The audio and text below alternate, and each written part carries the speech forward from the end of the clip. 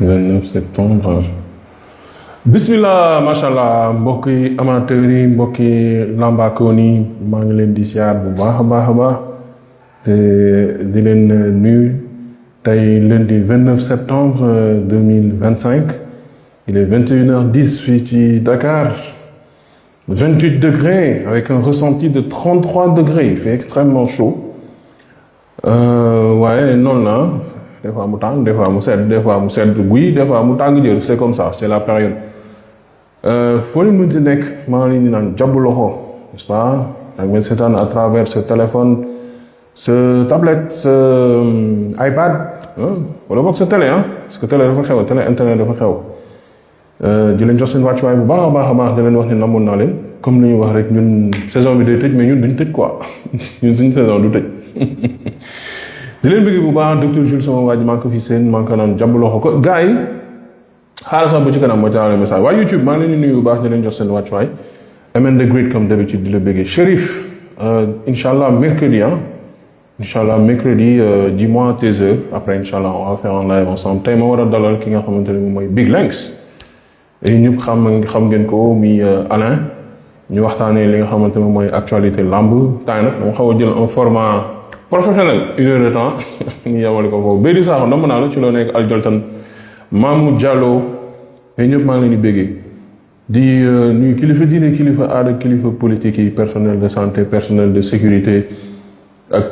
personnel enseignant ñëpp maa ngi leen di nuyu way doole di leen ñaanal képp ku nekk si jafe-jafe yàlla génnee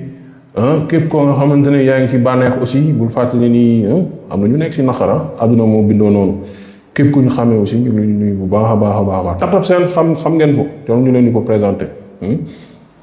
transfert d'argent boo nga xamante ne tey sax sama mbaxane ma xaw juum xam noonu sol mbaxane bu wert ak bu xonk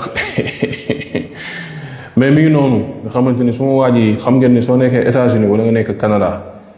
foofu suma waa ji amul frais d'envoi $0 ak montant boo mënti yónnee yow installé la application bi rek amatul ay frais parce que nag am na ay transfert d'argent donc bu Tap personne loolu léegi wax dëgg yàlla loolu daf ñu wàcc waa foofu xam ngeen en utilisant le code promo bi ma épinglé nag yéen waa YouTube doo leen ko gis docteur Jules DRJULS di nga am une réduction de $10 $10 box si sa première utilisation soo nekkee booru Europe €5 si sa première utilisation en utilisant le même code promo waaye nag frais d'envoi yi foofu ci Europe €2 la quel que soit montant bi ngay yónnee ki nga koy yónnee mën na nekk Sénégalais wala Gambien yow mii di yónnee mën nga nekk Sénégal wala Gambien du Sénégal parce que Gambien aussi maa ngi leen di nuyu à travers seeni jiba suma waa ji di la bëgg bu baax a baax a baax xamante ni suma waa ji nit ki na am Orange Money Wave wala Visa Gambie nag xaw ma lan lañ yor foofu donc du ma ci mën a sori. maa ngi si jàmm tey Lenks xaaral ma yónnee waat la demande bi parce que ñun ñëpp xam nañ ni Instagram bu doon jëseen la am quoi balaa muy tàkk mooy loolu alors xaaral ma jëli ko voilà xaaral ma lancer invitation bi. et ñu ñëw mu rafetlu baax Seck Abdoulaye maa ngi seen Mr Fall. gaa yëpp fii Cheikh depuis Canada Montréal maa ngi lay bëgg sant bi jokkoo sama waa jël ak tukki baan yëpp ñu bëgg Masarien waa Kër Masar bëggee nañu kontaan yi sama waa yi mais wax dëgg ne yàlla on a vu suñu maire bi xaw a xeex affaire demee noonu vraiment mënuñu si ànd parce que un maire qui doit avoir un peu de côté on est d'accord mais en même temps aussi gars vraiment buntu Kër Masar noonu tamit yaa un peu la bagaille lu waaye mën a wax c'est-à-dire c'est l'enfer man damay jaral sax ma jaar après jaar ci Kër Masar Lenks yaa ngi may dégg waaw maa ngi lay dégg def. ok par contre je te vois pas par contre gisuma la est-ce que doo wàcc après bu dugalaat Vas-y. ok doo mën a wàcc après mu dugalaat parce que je le vois pas gisuma bon je vais relancer la demande Alain on va discuter de combat yi nga xamante ne taxaw na finalement diggante Talfa ak Niang bu Ndaw ça ce sera le combat spécial ok pour le 1er janvier bi ñu jëm nii dinañ waxtaan aussi qu'est-ce qui se passe allez yaa ngi may gis il y a un souci là bon du non Instagram non y a rien à faire Alain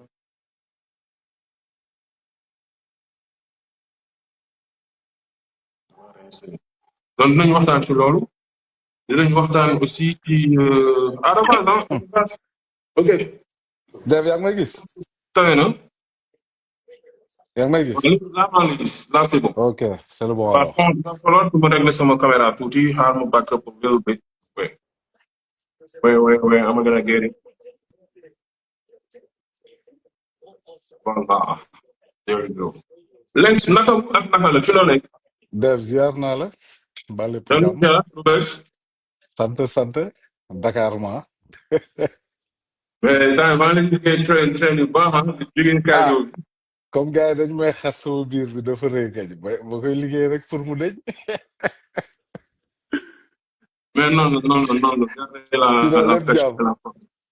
non ñu waaw ngi koy jéem tranquille a kii sax xam nga fii moom ngay ëpp jot sax pour entraîner. et c'est plus ouais facile de contrôler sax li ngay lekk quoi. ak tàngoor bi nii c'est beaucoup plus adéquat quoi. ñu ngi jéem quoi. encore Dakar moom du bëgg nga bañ a da ngay dégressé non tàngoor bi sawaay beneen affaire la. mënoo ko donc sax comprendre. mais bon son xewal rek ça fait quand même du bien d'être ici quoi. ah tout à fait Mhm, di mhm, profité di wale Tumbu mhm, baax a baax ak gars yi nga xamante ne lambaa ko yëpp am tu vois xamee nañ seen bopp quoi mhm, alors tey bëgg naa ñu waxtaan ci ñaari aspect ba ñett mhm, bu njëkk bi ñu waxtaanee combat Talfa ak ki nga xamante ne nii moom mooy Niang bu Ndaw ça a été confirmé man j'avais des rumeurs mhm, que combat bi ñu doon xaw a yàqu finalement taxaw na mhm, suñ jógee foofu mën nañu brosse tuuti Boy Niang un tout petit peu mhm, bëgg naa ñu waxtaanee aussi Ada Fass son retour man gis naa vidéo bi mais je pensais que ni c'était une ancienne vidéo nekk ñëw na mhm, Dakar ba dem Bali et tout loolu nañ ci wax et puis fi ma bëgg ñu gën a taxaw mooy lan moo tax léegi booy nangu ñu bëri seen biir en fait parce que lan moo tax booy surtout ñu ci gën a bës koo ci jox moromam da koy bañ koo ci jox moromam il préfère waxuma sax ñu leen féetee kaw mais sax dañuy dugg ba ci biir VIP yi mhm, c'est qu'est-ce qui s'est passé entre temps n'est-ce pas ba nga xamante ni gars yi ngi dawante tu vois ñu ngi laaj ñoo nga xamante ni c'est des combats improbables ah mhm, te soo xoolee bagage bu ñu am rek pratiquement seen popularité la quoi ak su leen seen mhm, quelques victoires et tout mhm. alors ñu commencé d'abord ci Talfa ak Niang Talfa Niang daw lu ci mën a wax bon combat bu neex ah. combat bu neex. Talfa jëloon na défaite ci Pokola il s'est rectifié. Niang mu Ndaw ci ay contre-performance yu métti la nekk. c'est Niang mu Ndaw moom bi moom gëm naa ne c'est le combat de la mort pour moom. le combat de la mort non amul intérêt sax perdre combat bi su ko perdre ça va lui faire combien de défaites d'affilée. parce que xam nga moom bi ko ama neex daane defoon na communiqué day bàyyi la waaw parce que Niang mu Ndaw quand même perdre na contre Zarko perdre contre Amaneex bu ñëwee perdre contre Talfa bi nga xam ne moromam la c'est presque mort pour lui hein. te man honnêtement c'est rien awma rien contre lui quoi mais Niang mu Ndaw bëri na mbër yoo xam ne il a pas saisi sa chance ok parce que boo amee chance su bëre ak Zarko nga tourné am chance su bëre ak Amaneex nga perte ñaari combat yooyu mooy loolu parce que am na booy yoo xam ne ñu ngi fi ils sont plus performants que lui te amuñu chance boobu te moom dafa justement Lex da nga wax benn affaire bëgg naa ñu taxaw ci tuuti booy yi Mhm, dañuy bëgg di bëri seen grand frère yi mais grand frère yi nga xamante ni bon nekkuñu fi en état mën nañ leen faxas jàll quoi comme ay sos ay guy mais grand frère yi nga xamante ni ñu ngi maanaam ñu ngi yor seen forme pour ñu daan leen c'est tout un problème joxe nga fi mais exemple Zarko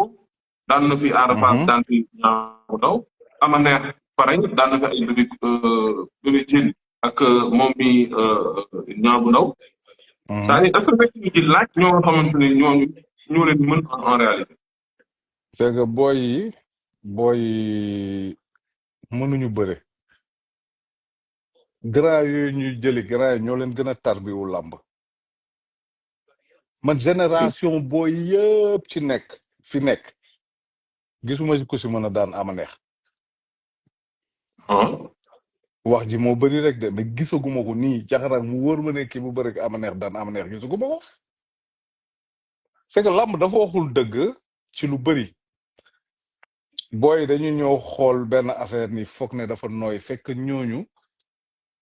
dañu tarbiwul làmb te booy tarbiwuñu làmb booy yu bëri buzz moo leen yéegal mais dañuy yéeg pas parce que dañu ay mbër lañu ay champion lañu non non ñii ñoom ama neex ñoom Zarko ñii ak lu ñu leen munti wax c'est des champions et c'est des champions confirmés booy ni yu si bëri champion wu buzz la ak mën a jënd billet ak mën a mobiliser mais duñu champion confirmé wu làmb c'est une réalité loolu tax ñoom ñëpp ñu ngi échec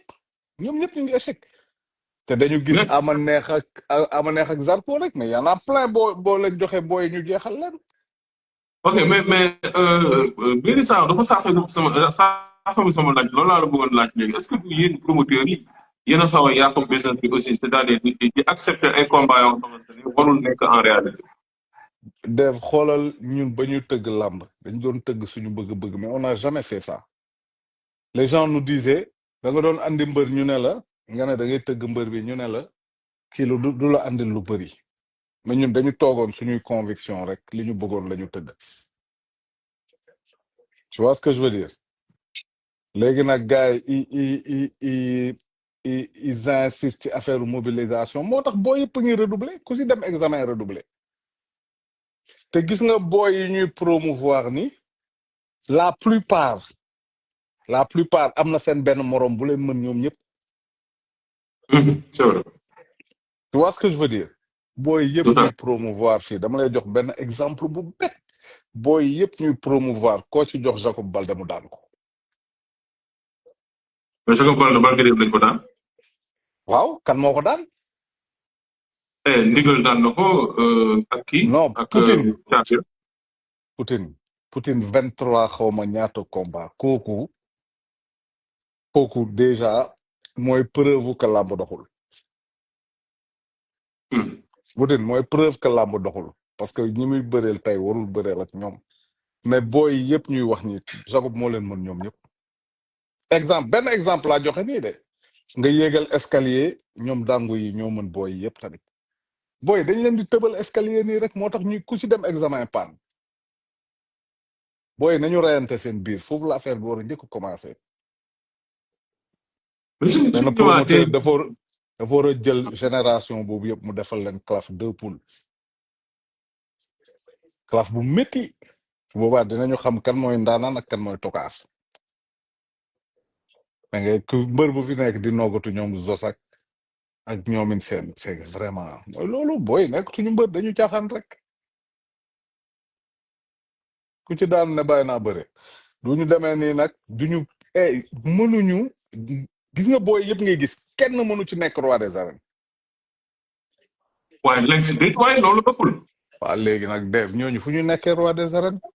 day fekk Doudou Sané bàyyi bëre Serigne Ndiaye bàyyi bëre Franc bàyyi bëre ñoom Blende bàyyi bëre nu mu tuddati mbëru mbaaw bi ñoom Zambala ñoo ñëpp bàyyi bëre booy fu ñu nekkee roi des arènes mais booy nag ñoo leen bàyyi bëre amul benn ci booy yi gis nga limal noonu amul benn ci booy yi ku mën a daan ñooñu mënul nekk ay penalty làmb sax mënu fa am non Doudou Sané moom mën naa teg ci moom. Doudou Sané moom lii ñëpp ma la limal noonu booy ut say futur ak ñoom Poutine yi booy ut say futur droit des arènes foofu nga koy uti yeneen booy yëpp ay ambianceur lañu pour animer la galerie faut arrêter de se tromper ñi ma la limal foofu la affaire yi nekk nga doole si ñoom dangu sax boo ko joxoon booy yëpp benn booy mënu ko ci daan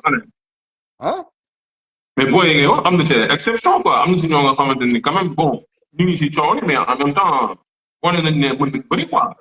booy ñi ci dàq bëre ci génération boobu lamb bàyyiwu leen xel. mais on on ci booy yooyu noonu nga jël si kenn rek ne ko jëlal Tony Junior te lay nag xaw ma Tony Junior kii kooku jël si benn rek nga ne ko jëlal Tony Junior booy du ñu ay mbër wax ñëf fi dekk jëlal benn rek waaw nga ne ko kaay ñu jox la. booy bi sax bébé guy gi.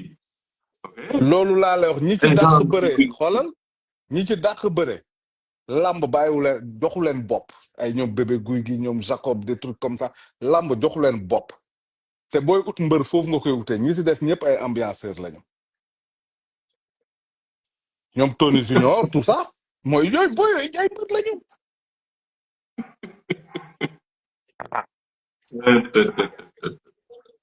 mais mais sànq am na lu wax yaa ngi naan booy bu su daanoo ñaangu ndaw xam nga presque c'est la fin pour lui mais beneen booy bu aussi Talfa su daanoo ci 4 combats 3 défaites lay nekk est-ce que moom tamit bu garaaw ci man je crois que lamb Talfa lay gën a baal défaite que Niang bu Ndaw. waaw parce que Talfa dafa xuus il a pas eu de tëbaluñ ko échelle mais Niang bu Ndaw lamb yëpp da doon jow ne gars yi dañ ko yombalal yoon bi ça veut dire bu jëlee défaite day confirmer ne dañ ko yombaloon yoon bi il a pas les capacités est-ce que tu vois ce que je veux dire bu fa jëlee défaite dañuy ne voilà il avait pas les capacités Talfa dafa xuus te Talfa fighting man la guerrier la mais Niang bu Ndaw bu percé Niang bu Ndaw nañu waxante dëgg il n'a pas prouvé bëre naag Zarko bëre naag Ama Neex mais il ne le méritait pas maintenant la vérité c'est quoi mu ngi dajeeg moromam on va voir de quoi il est capable. mais dafa am benn mbër moo nga xam ne nii position am dafa ma xaw a jaaxal tuuti quoi parce que Jackson la ndax Franc ak Reug Reug dañu daan même adversaire am dugg ci biir VIP yi mais moom bu daan même adversaire bi mais dafa mel ni actuellement bon ñu ngi leen doxal en combat VIP mais gisuma ban VIP mooy nangu bëri moom surtout ci saison bii nii. barki démb fii la ko Liss Ndiago dépassé naa la bon moom tamit souvent ay sortem c'est un discours xam nga gars yi bëgg ñu bëri man ak yu demee noonu combat ak Mbaye Gouy Gui yàgg nañ ko dox c'est quoi le son problème kan moo war a nekk moom ay adversaire Jackson champion la su ma amoon lu ma koy reprocher manque de communication la muy communiquer bëriwul waaye booy yi ni ku ko ci yàpp mu defal la affaire bu garaaw laa la wax ni c'est que Jackson defetam bi mu jëloon moo ko handicapé contre Lac Rose voilà defetam boobu moo ko handicapé Liss daane Lac Rose mais booy bu caaxaan ba jël Jackson di nga am lu la métti de kooku mbër la de amul passe droit xam bokkul ci ñi amoon passe droit yi mais non day benn dafa perte kon Lac Rose dafa waroon perte rek mais du nooy neex de moom problème am mooy manque de communication bi su doon communiquer plus xam nga bon après c'est sa nature peut-être mais bu doon communiquer plus ñu koy gën a soit adversaire parce que tamit tey su jëloon Mbaye Gouy Gui est-ce que tàngiwul woon mu jaar ci Bombardier parce que peut-être liñ ko gëmloo ci Bombardier du luy am mënoon daan Bombardier instant bi nii VIP bi dëgg dina ma jaaxal personnellement est-ce que gëmul woon mu jël Mbaye Gouy Gui morom bu jëloon Mbaye Gouy Gui sax daan ko il serait au même stade moom man j'ai l'impression ay adversaire am dafa bëriwul quoi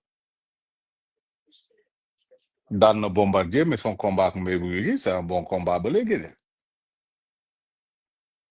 c'est un bon combat ba léegi parce que VIP nii instant yi nii kenn du ko ci may chance ah gëmu moo ko ban VIP moo mën a bëre ak Jackson instant yi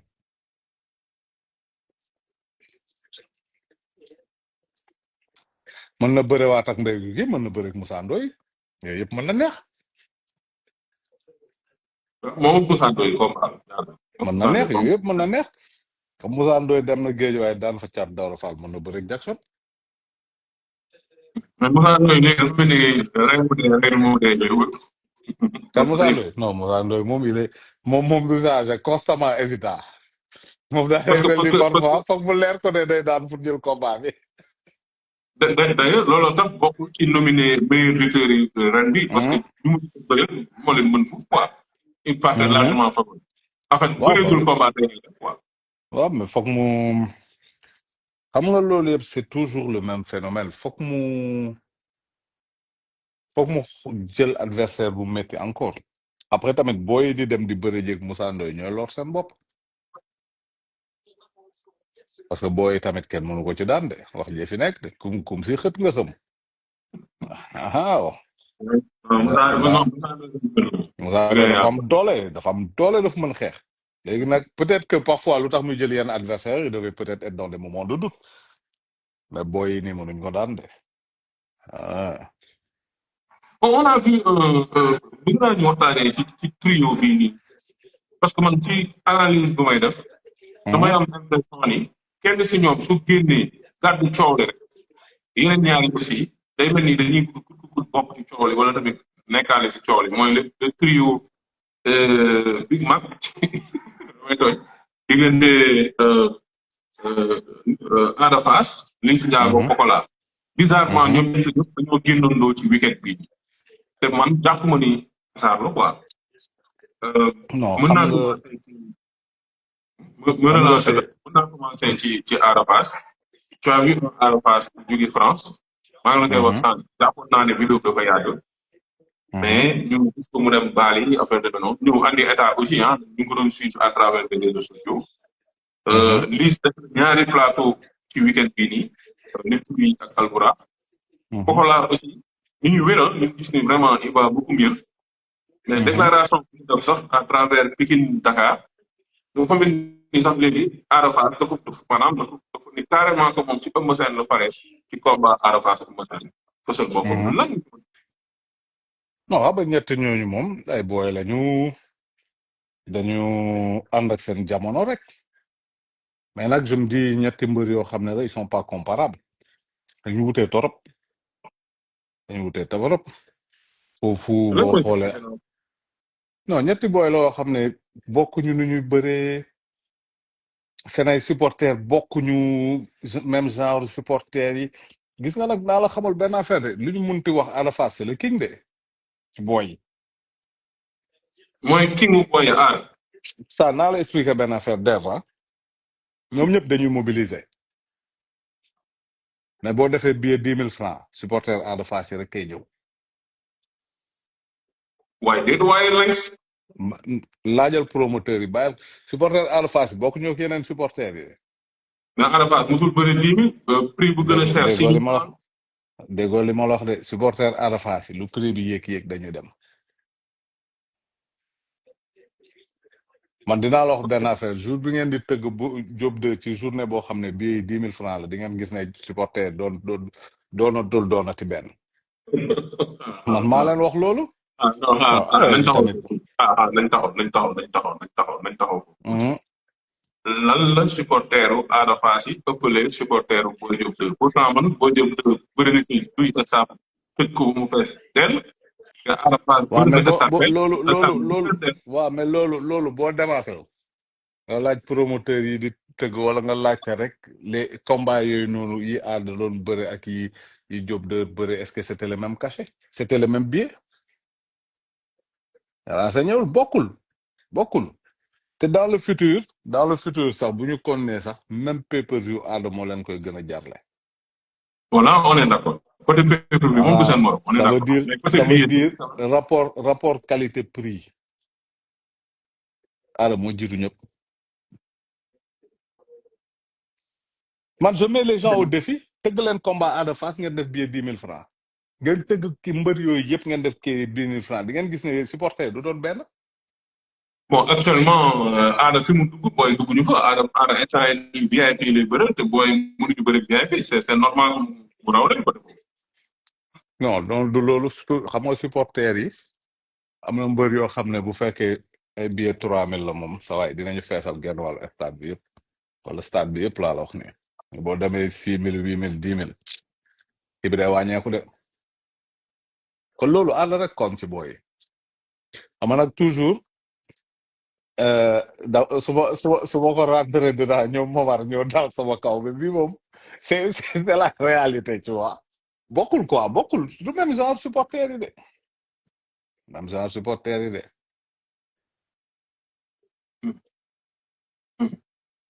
li foofu laa jël position ci Eumeu Sène. Ah, nan mais nga c'est ko normal. Pikine la jàngatee. dëkk. Pikine la dëkk, c'est normal, hein. Pikine la dëkk.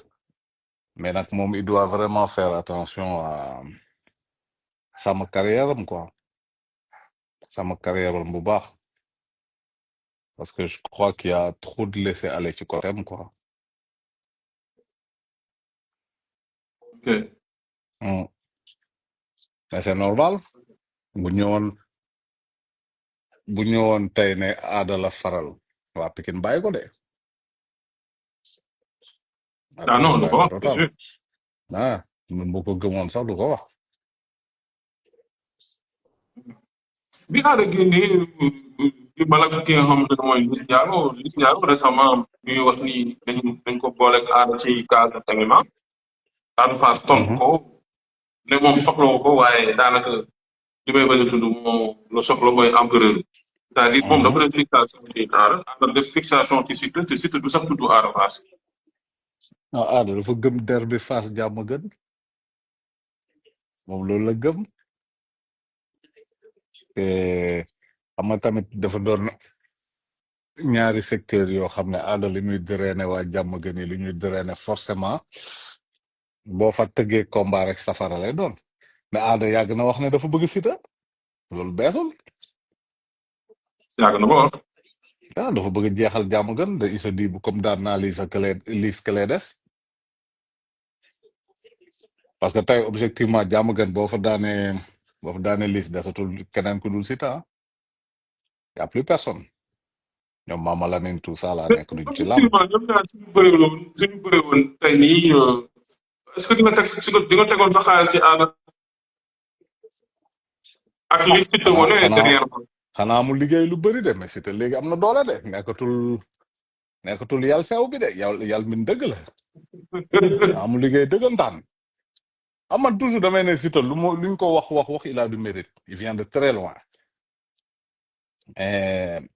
ku koy jël tamit jamono ji na nga pare de dans tous les sens nag.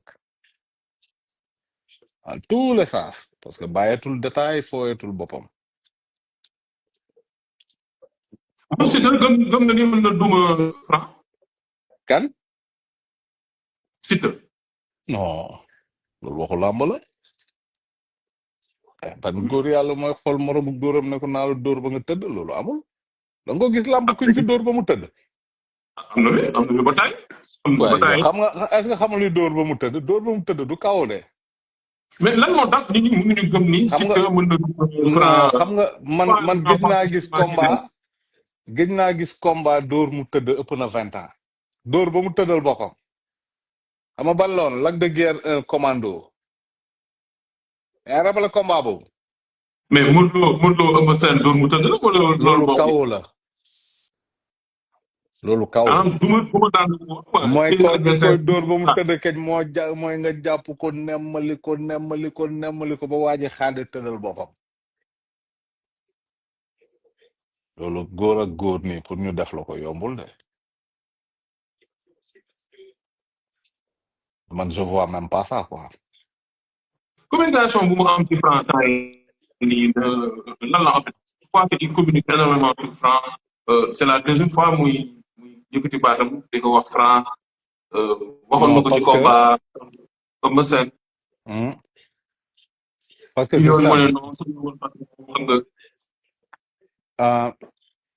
nanditema dafa doon écarter Franc. boo xoolee il dit quoi Modou Lo mu la war a njëkk bëreel. te moom xam na ne son combat ak Modou Lo n'est pas d'actualité. Modou Lo am na combat. c'est-à-dire combat boobu mënul presque sax nekk 2026. peut-être 2027 la ça veut dire son combat ak Modou Lo n'est pas d'actualité. maanaam fu ma paree ci Modou Lo doog a jël Franc. du 2026 lay bërewaat ak Modou Lo bu bëree ak Modou Lo 2027 kon 2028 lay bërewaat ak Franc. yaa ngi dégg gars yi di coow naan suspension bi du ko teree bëree du ko teree jël avance et tout. yaa ngi dégg waa Albouraq naan mën nañ ko organiser en fin d'année au mois de juillet. contre le vainqueur Sa Thiès. Donc, pourquoi yow nga bëgg 2024? non waaw mën na nekk fin d'année mais généralement boo xoolee VIP ñi ciy bëre 2 combats ci benn année du bëri ah. Ouais, j'avoue. Ça Ci décale ci sur un 3 an mois. généralement. Modou Lo moo ko fi def mais parce que succession avance yi mu yoroon la et tout ça mais sinon loolu bëriwul quoi. Mais il écartait Franc du discours loolu la woon loolu la woon mais Mais pour Franc ak man moom safee la pour moo man tax boobu léegi Franc waxul ci Siteu. hmm? Ma ne Franc ni mu dangee laamen saf laamen nga xam ne moom lépp ton fay ton la. Foofu ko tima fay dala koy rëmbax. Lan moo tax boobu léegi li ñuy topp non peut-être wala que dafa nekk ci focus combat. dafa nekk ci combat wu lijjanti combat am sûrement lijjantiwul leneen lu xew à côté c'est tout ah. loolu ngay wax ci loo xam ne jotagul c'est attirer des ennemis pour rien ça sert à rien nga tontu ci loolu ah. te tey Franc Communication position. communication bi tarkindaay gàddu fu mu toll nii mel ni dañoo am combat nan nga ko jàngatee parce que yaa ngi dégg ñu wax ci Ama ñu ngi wax ci Franc c'est ça bouge waaye ça tire partout Dev quoi ñu ngi ci laaj Dev yi ak yooyu. Dev tarkindaay nag dañ daan Balla Gaye Ah lu léegi tel ni lu leen neex la ñuy wax kenn mënu leen ko tere ils sont légitimes lu leen neex la ñuy wax Balla la ñu daan tëj la meñu chinois yi xoolal lu leen neex la ñuy wax jusqu'à leneen di xew loolu moom kenn mënu leen ko tere c'est ça tarkindaay kañ fi mu toll ni moom ba keneen di leen daan de lu leen neex dañ koy wax kenn mënu ci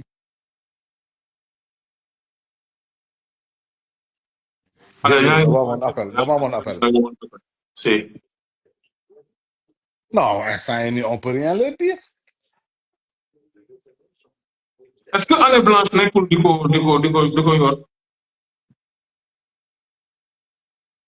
xam naa day jot appel ñu xaar Dev xaaral ma def mode avion attends quitte pas voilà dafa ne pas déranger.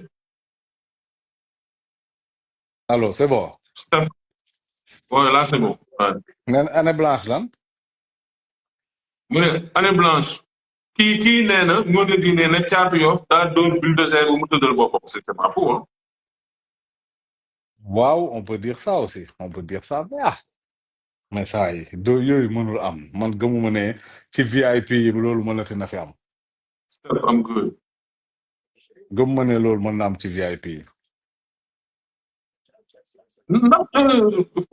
année blanche nekkul di ko yor instant yi nii est-ce que ndax année bi nu mu kan Siteu xamee nii gàtt. kan gëm nga ni par exemple bu dee avril di nga mën a bëriwaat au mois de parce que par exemple fu mu jëlee le cas de Siteu mënoon na am adversaire ci Boy Niang mënoon na am adversaire ci Reug Reug nga xamante ne dañuy bëri le 1er janvier. mais le problème en est que du bëri comme ñaar ñëpp. man gëmuma ne Siteu dina bëri ren gisaguma adversaire am de parce que Siteu tey du bëri Boy Niang du bëri Reug Reug on est d'accord mën na peut-être bëri kii di gagné ci Franc Tapha Tine le vainqueur que Franc Tapha Tine. waaw Franc Tapha Tine je crois c'est en février le 16 février ou le 18 le 16 waaw février. ci kaw benn promoteur tëgg ko juillet ça veut dire ce sera quoi 5 mois de préparation 5-6 mois de préparation loolu c'est possible mais hormis ça Modou Lo Sa Thiès c'est en avril je crois 5 avril. boobu c'est mort pour moi am fa adversaire c'est mort presque mort bon comme quoi que gars yi guerrier Modou Lo moom guerrier la mën na jëlaat beneen combat en 3 mois mais 3 mois ban adversaire mooy tax mu dugal xaalisam ci combat royal. le promoteur bee ko dul nangu waaye bee ko dafa dul xaw nangu a c'est risqué ça veut dire Siteu benn alternative lay am le vainqueur ou le vaincu du combat Franc Tapha Tine mu jëli ko jouer mais sinon gisuma keneen comme fi mën a bëreel ama am na combat kan moo fi des Ama est-ce que dina ñëw est-ce que Ama dina ñëw léegi je ne sais pas c'est compliqué pour Siteu am adversaire du yomb du yomb du yomb du yomb balaa ñuy continuer bëgg naa gars yi ñi seetaan live ak ñi koy seetaan YouTube ñu dem jàppale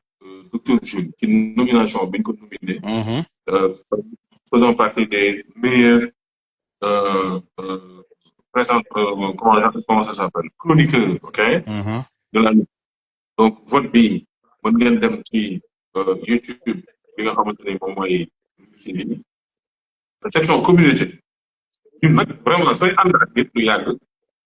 ñu topp ko mhm, leen da nga mën a gëm rek dóor comme ni ko kële mhm, waxee woon mhm, tu vas même pas réfléchir parce que yàgg nañu ko dëgg bul xool ni que non waxoon na lii sama mbër li nangam sangam moo leen non kii parce que tamit day bàyyi temps bu bari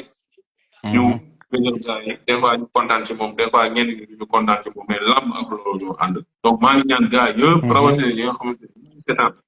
en direct nii ci Instagram bi mhm, xamee ngeen seen bopp ñu ñuy seetaan aussi à travers le monde te ñëpp ngeen dem jàppale et que le meilleur gagnant diggante ñu mhm, nominé Fadam ak ki nga xamante ne nii moom mooy Abo Fiw ak Lambolom ok mhm, que le meilleur pour tamit ñuy rafetal discours yi mhm, dañuy rafetal discours yi ci làmb parce que tamit bëgg a jël kenn fekk si kaw nit ñi di mel ni liy xeeb ñeneen ñi loolu c'est pas bien gars yi yëpp ñoom ñoo yem man ñoom ñëpp benn objectif la ñu am mooy di bëgg nit ñi mais dina ma nga xamante ne ñeen ñi du tudd seen tur wala mel ni da leen xeeb wala parce que bokkoo ci moo tax nga bëgg xëpp ci affaire bi ñu koy waxatee sax suuf yooyu rafetul làmb ji ñëpp ñoo mhm, ko bokk ñu nekkoon daaw il y a 2 ans 3 ans ñi ci wax ni yëpp kenn nekk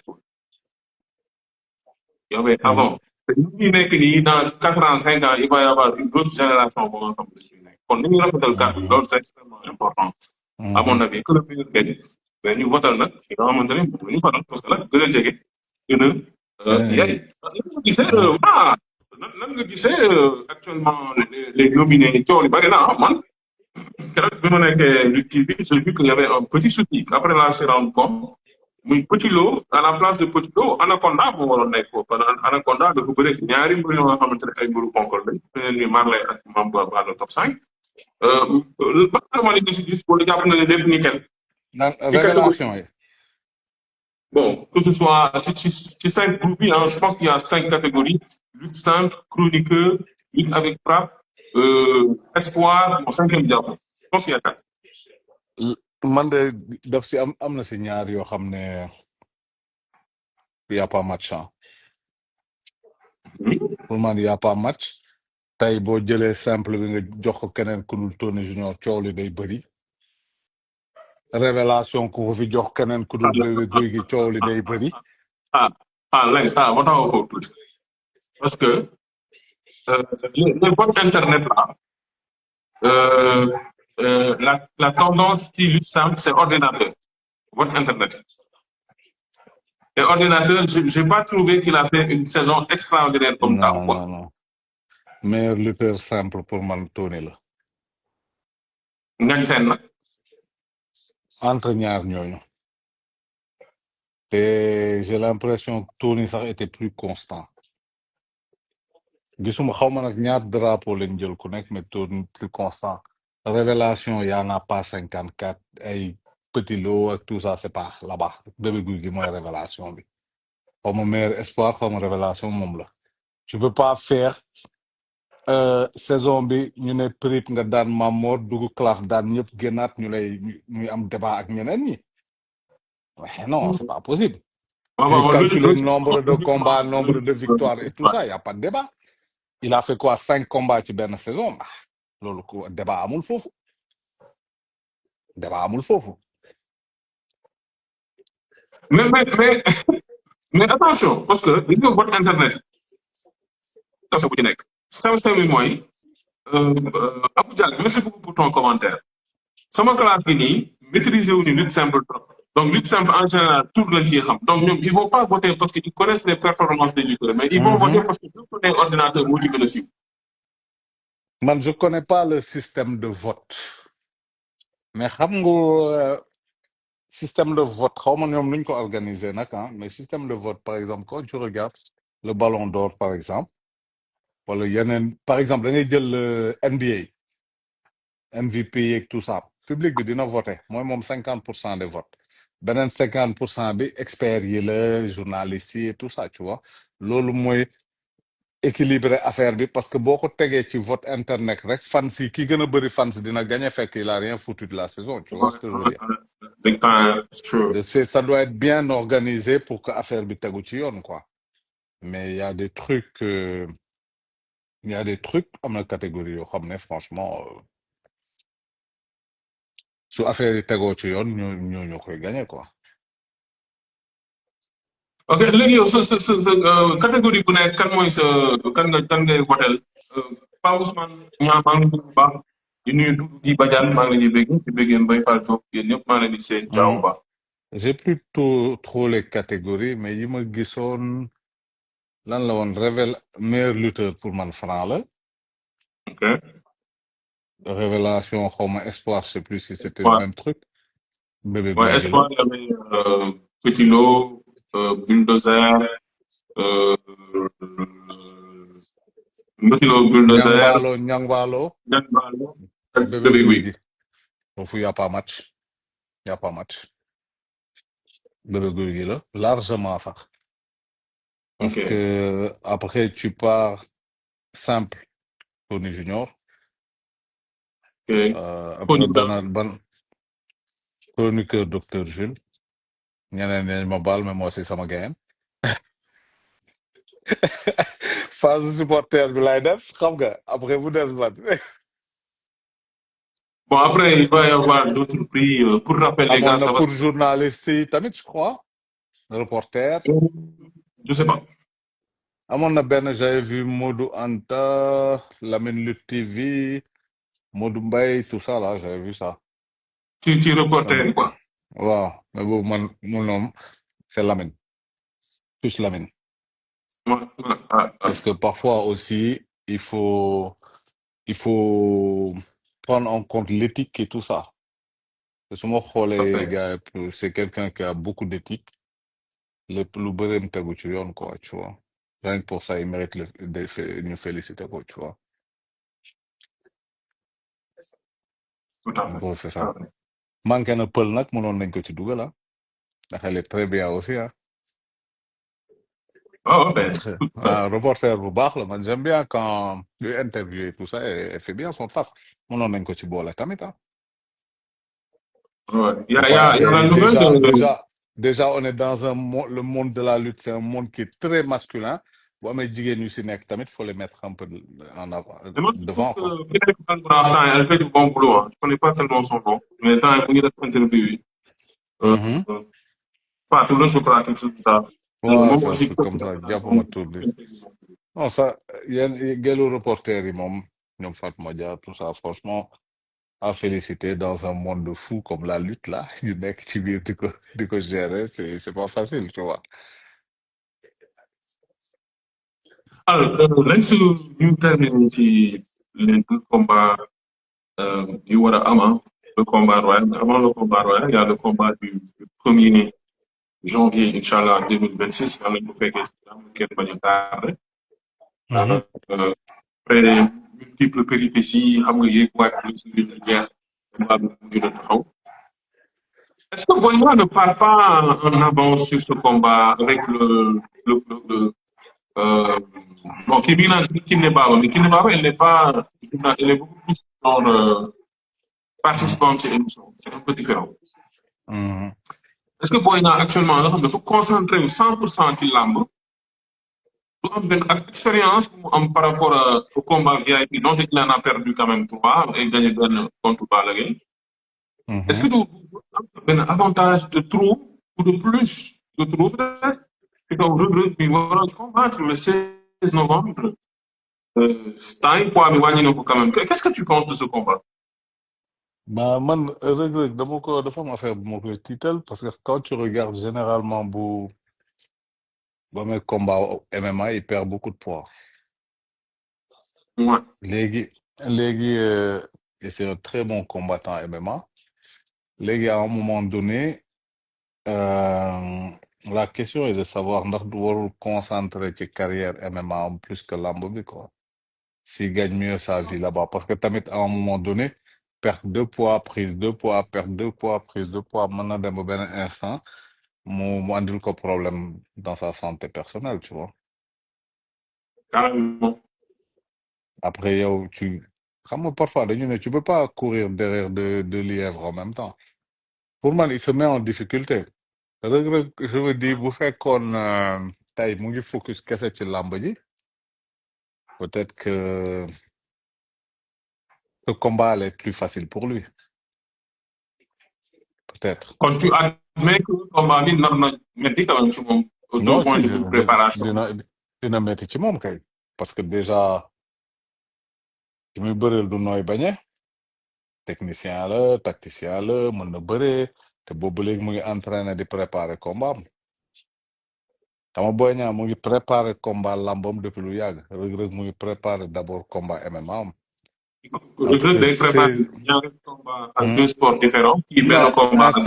instant yi il s'entraîne pour le MMA le 16 novembre il s'entraîne pas encore pour la lutte maintenant entre le 16 novembre ak le 1er janvier il y a quoi 45 jours 45 jours gaaw na de 45 jours ouais un mois et demi. ah loolu gaaw na de boo gagné wee combat MMA am le 30 mu fait tout ça tac tac on passera à 55 jours Parce que minimum on passera à 35 jours il aura un mois de préparation pas plus hein en lutte hein.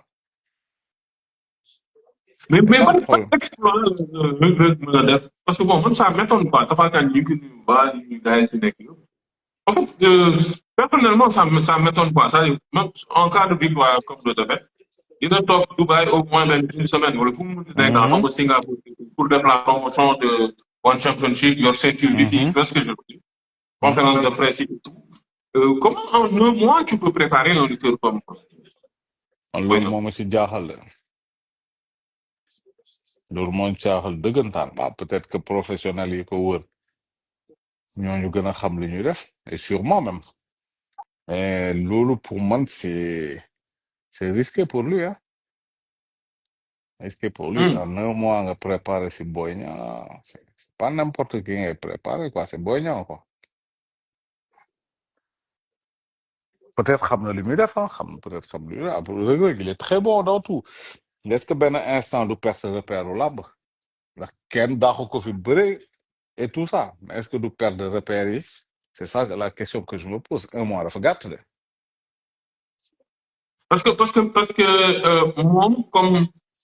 comme Boy Niang seen dernier combat un mois la rawante c'était en 2024 ça veut dire que ils sont restés presque 2 ans bëriwuñu donc voilà quoi am na quand même par exemple ay ñoom Sa Thiès ñoom Franc am na lu leen di ëppale en termes de compétitivité quoi. non xam nga sax Boy Niang mu ngi ci biir écurie am di entraîner. Ouais. mais kële mu ngi entraîner MMA côté bële temps boobu yëpp. bon après am na ay mbër yu fay dem ah nga gis ay ngi dem foofu di ko jàppale ci contact yi et tout. xam nga tey boo duggee ci sa écurie t'as plein de lutteurs bokkul ak nga nekk fële benn mbër ñëw di la jàppale c'est pas pareil. c'est pas pareil. non. man je me dis Reug Reug am na yoo xam ne mu ngi si handicapé boppam. daxe ñaari lëkk en même temps bi ça peut lui ramener des déconvenus hein. mais nag il peut créer la surprise de ñëw li ñu doon wax ni yëpp mu ñëw dëpp carte bi loolu yëpp mën na nekk làmb xam rek dafa doy waar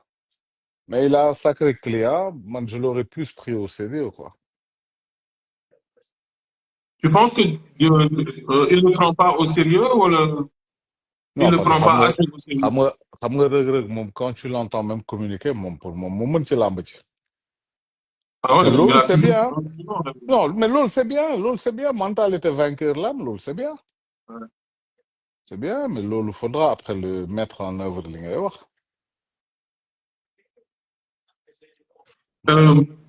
ñu ñëw ci dernier sujet bi bëgg naa ñu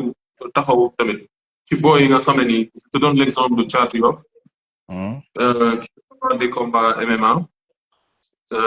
on a l'exemple de Albouri qui discours bu mujj wax mooy suñ ma fayeetul ci làmb xam nga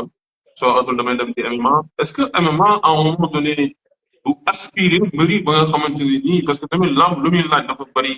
un point de vue frère maaraay fii mystique beeg liggéeyat lii parce que je veux dire doo desee dara alors que fay t'as le monde entier ouvert quoi parce que soo déglu ni Thiatou Yoff di waxee ak Almouri du muy discouré voilà loolu du ay risque wala dara ne aussi yow mbër yi nii 82% yi mënuñu nekk combattant MMA 95 sax laa lay wax pour cent yi mënuñu nekk waaye combattant kii MMA ah mais c'est la vérité laajal expert MMA yi 95% yi mënuñu nekk combattant MMA mais MMA moo gën a complet laa ba on est mbër d'accord bu fi ne buñ ma fayul ma defi MMA ne leen ko mu defi MMA c'est tout 95% yi yow ni ngay gis sax ñenn ñi defi combat ni taxaw ci cage bi sax duñ fa jekk waaw dafa bokkul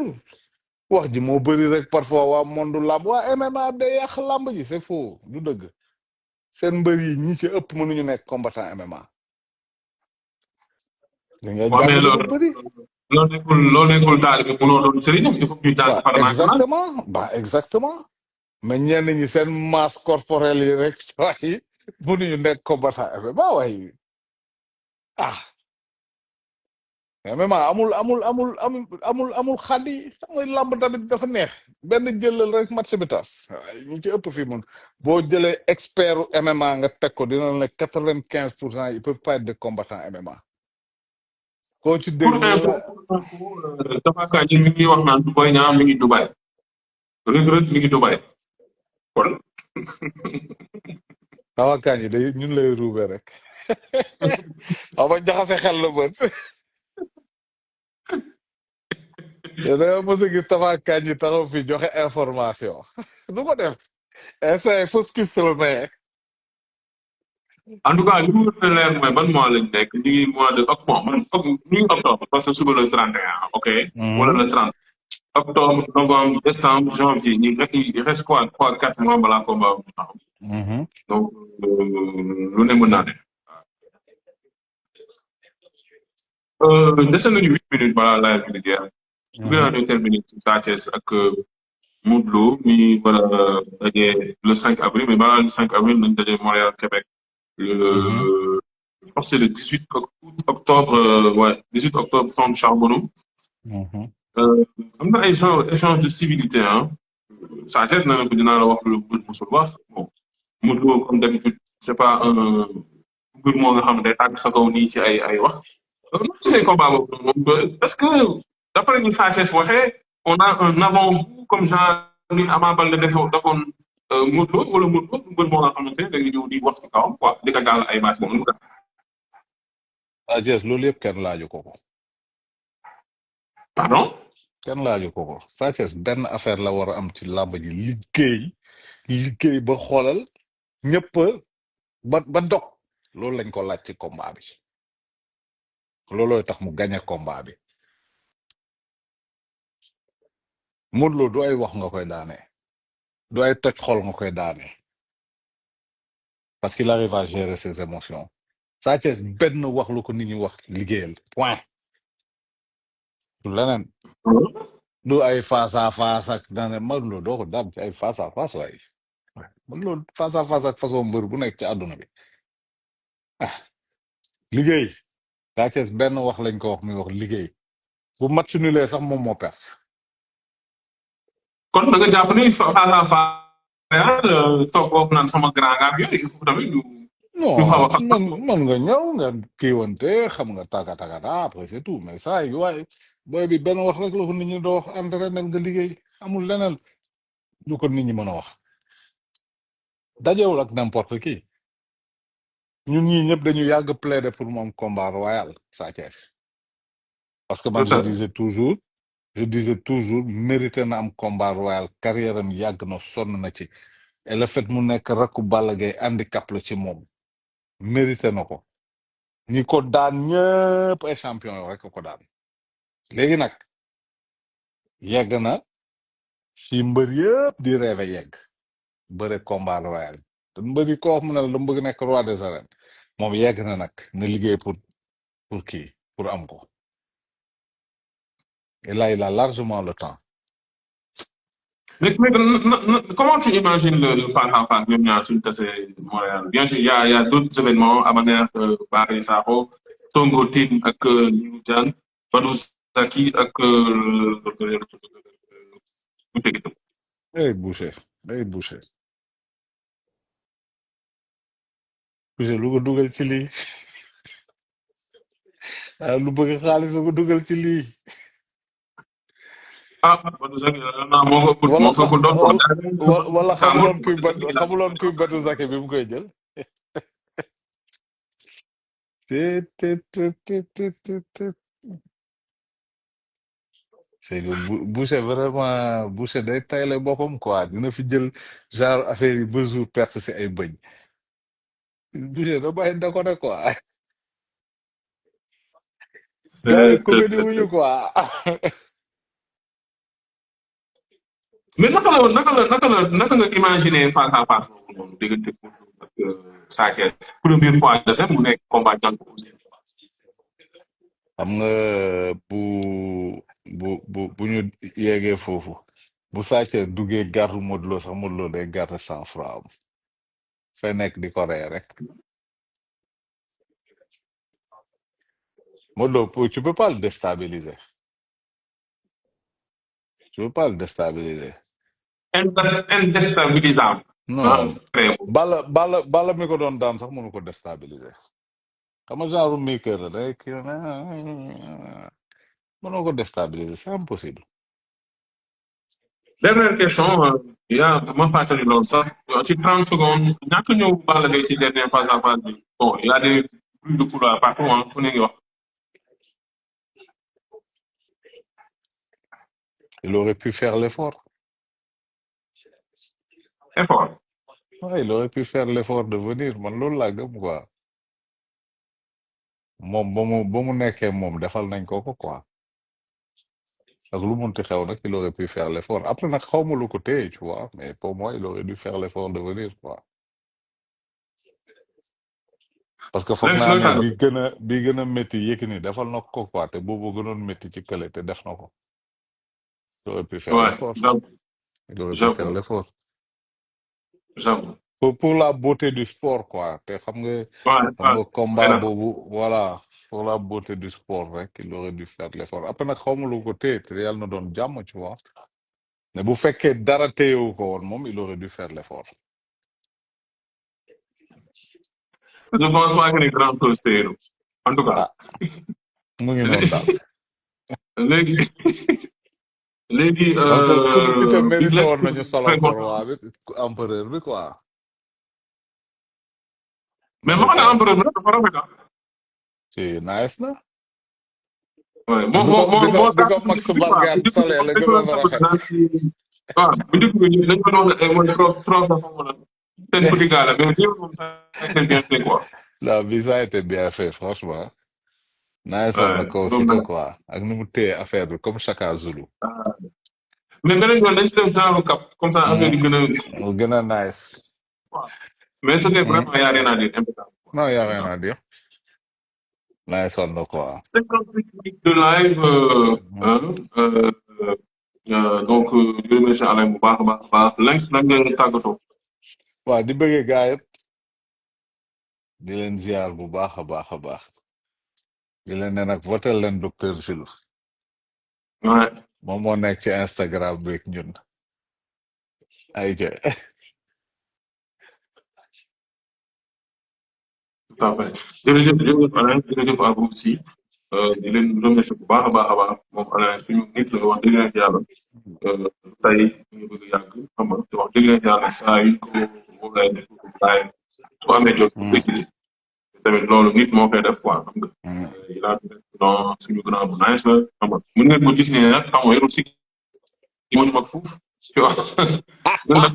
léegi vétéran lañu gars dañ léegi ñoo ñu mag fuuf te ñun duñu ay xale tu vois mais dafa di rek quoi wàccee na boppam c'est une personne très agréable neex na waxtaanal et puis il est sans façon donc di ko bëggee bu baax a baax di ko kontaanee donc merci beaucoup merci beaucoup merci jaajëf Tapha Sène xam ngeen ko comme ni ma ko waxee que toujours ñëpp nañ dem ñu jàppale ko ci li nga xamante ni moom lay jogante moom mooy suñu candidat ni tamit soo amee candidat mu dem ci ay jogante vraiment da koy wotal donc maa ngi ñaan gars yëpp ñu dem ak doole ci Lutte TV YouTube bi ci section commentaire ok wala communauté lien bi je pense c'est sur son site wala man si Lamb Diaspora Instagram bi wala fa nga xamante ni moom mooy Instagram Lutte TV da ngay cliquer et puis bon voilà boum tu vois tour bi yàqu ci dara donc di leen sant bu baax Tapha Sène gars yi fi nekkoon ñoom Guèye di la Tuc Badiane gars yëpp maa ngi leen bëggee ñoom Béy Sakho Abou Diak Seyni Omar Lamine Seck na nga yéex commentaire